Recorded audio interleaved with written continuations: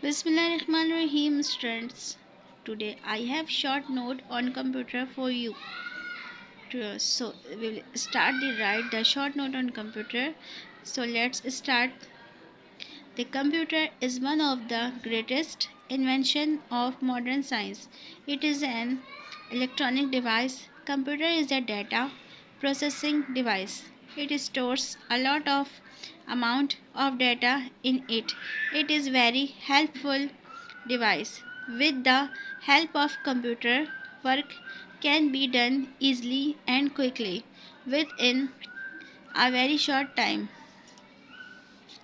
It is used in banks, hospitals, railways, stations, offices, shops, schools, colleges, etc. It also helps students and teachers in learning and teaching different subjects.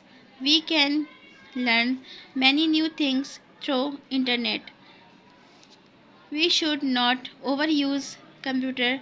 It can adversely affect our health. Really, it is a great achievement in technology. So I hope so you will be like my video. Please subscribe my channel and like my video and do a comment.